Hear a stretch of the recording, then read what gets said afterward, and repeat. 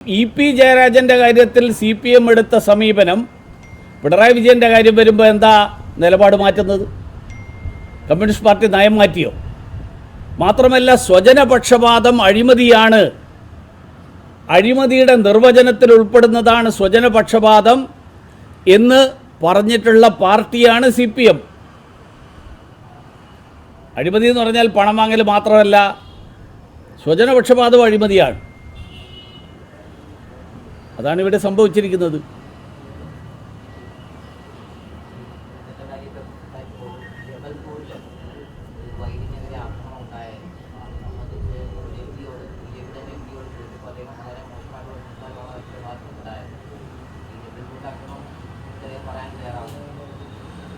അല്ല, ഞാൻ മനസ്സിലാക്കുന്നത് കോൺഗ്രസ്സാണ് ഇക്കാര്യത്തിൽ മറുപടി പറയേണ്ടത്.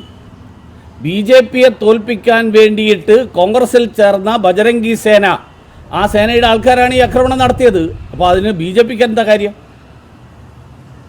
BJPക്കല്ലല്ലോ ഇതിൽ ചുമതല, BJPക്കാരല്ലല്ലോ ചെയ്തിരിക്കുന്നത്. കോൺഗ്രസ്സുകാർ ആക്രമണം നടത്തി. കോൺഗ്രസ്സുകാർ ആക്രമണം നടത്തിയാൽ അതിൻ്റെ ഉത്തരവാദിത്വം BJPയുടെ തലയിൽ എന്ന് മുതലാണ് കെട്ടിവെക്കാൻ തുടങ്ങിയത്.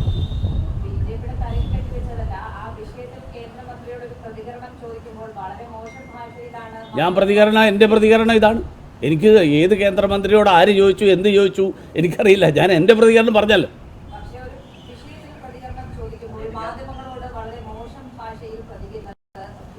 അല്ലെന്ന് ഞാനിതൊന്നും എനിക്കറിയില്ല. നിങ്ങൾ എന്നോട് ഒരു ചോദ്യം ചോദിച്ചത് ജബൽപൂരിനെ പറ്റിയിട്ടുള്ള ചോദ്യത്തിൻ്റെ മറുപടിയാണിത്. മറ്റാരോടെങ്കിലും ചോദിച്ചപ്പോൾ അദ്ദേഹം എന്ത് മറുപടി പറഞ്ഞു എനിക്കറിയില്ലല്ലോ. എനിക്കത് അറിയേയില്ല സംഭവം. ഏത് അദ്ദേഹം ഞാൻ കണ്ടില്ല. എന്താ അദ്ദേഹം പ്രതികരിച്ചതെന്നൊക്കെ നിങ്ങളോടാണോ? ഇവിടെയാണോ? തിരുവനന്തപുരത്താണ്? കൊച്ചിയിലാണ്? ആ കൊച്ചിയിലുള്ള ആൾക്കാർക്ക് കഴിവുണ്ടല്ലോ, അവർ ചോദിക്കുമല്ലോ.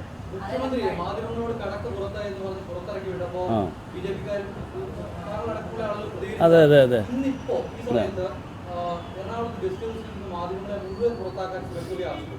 അതെയോ? അങ്ങനെ ചെയ്യാൻ സാധ്യതയില്ല. അത് പൂർണ്ണമായിട്ടും ഞാൻ വിശ്വസിക്കില്ല. സുരേഷ് ഗോപി അങ്ങനെ മാധ്യമങ്ങൾക്കൊക്കെ എതിരാണ് എന്ന് തെറ്റിദ്ധാരണയുണ്ടാക്കാൻ ആരും ശ്രമിക്കരുത്. സുരേഷ് ഗോപി ഒരു കാരണവശാലും അങ്ങനെ ചെയ്യില്ല.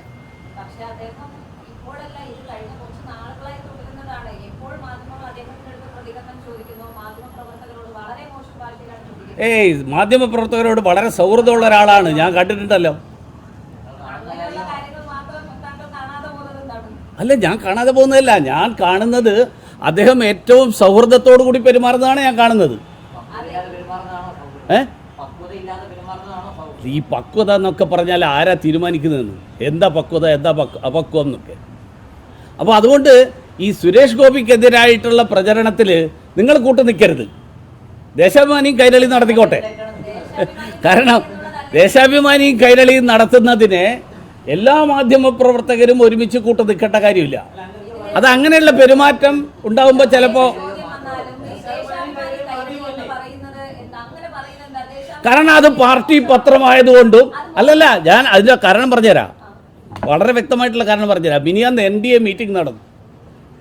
NDA മീറ്റിംഗ് നടന്നതിൽ കെ സുരേന്ദ്രൻ പങ്കെടുക്കാത്തതിൻ്റെ കാരണം സംസ്ഥാന അധ്യക്ഷൻ വിശദീകരിച്ചു. അവിടെ ദേശാഭിമാനി കണ്ടത് കെ സുരേന്ദ്രൻ ലഹരി വിരുദ്ധ യാത്രയ്ക്ക് വേണ്ടി പോയി, പക്ഷേ തിരുവനന്തപുരത്ത് അങ്ങനെ ഒരു പരിപാടി നടന്നത് ഞങ്ങൾ അറിഞ്ഞിട്ടില്ല എന്ന്.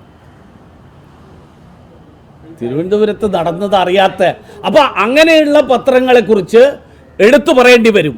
അത് മാധ്യമ താല്പര്യമല്ല, സങ്കുചിത പാർട്ടി താല്പര്യമാണ് സംരക്ഷിക്കുന്നത്.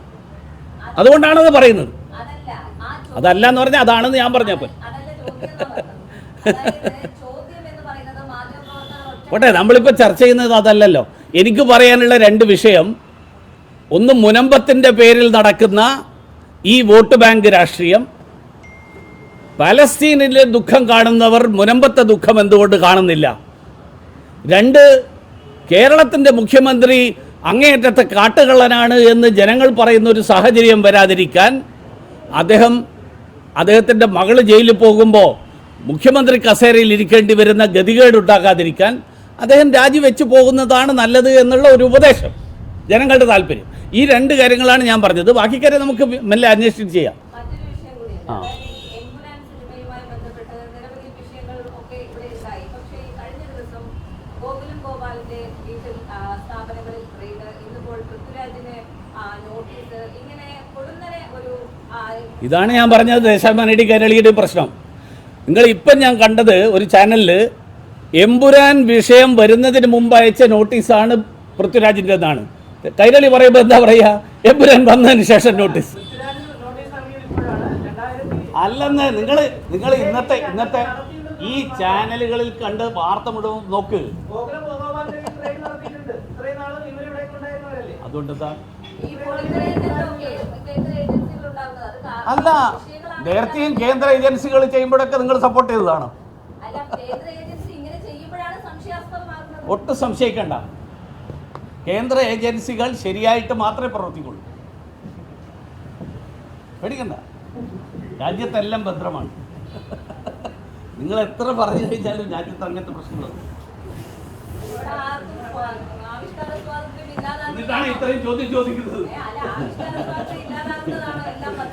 അല്ലെന്ന്, രാജ്യത്ത് അടിയന്തരാവസ്ഥയാണ്, അപ്രഖ്യാപിത അടിയന്തരാവസ്ഥ. കോൺഗ്രസ്സുകാർ പാർലമെന്റ് പറയും. പ്രധാനമന്ത്രി തന്നെ കഴിഞ്ഞ ദിവസം അമിത്ഷാ കഴിഞ്ഞ ദിവസം പറഞ്ഞല്ലോ, ഇത് പറയാനുള്ള സ്വാതന്ത്ര്യം ഉണ്ടാവുമ്പോൾ പിന്നെ ഇങ്ങനെ അപ്രഖ്യാപിത അടിയന്തരാവസ്ഥ ഉണ്ടാവും. പണ്ടാണെങ്കിൽ ഇത് പറഞ്ഞ അടുത്ത നിമിഷം അകത്തല്ലേ. പണ്ട് ഇത് പറയുന്ന ആൾക്കാരകത്തായിരുന്നു. ഇപ്പൊ പുറത്തിറങ്ങിയിട്ട് നടക്കുന്നുണ്ട്.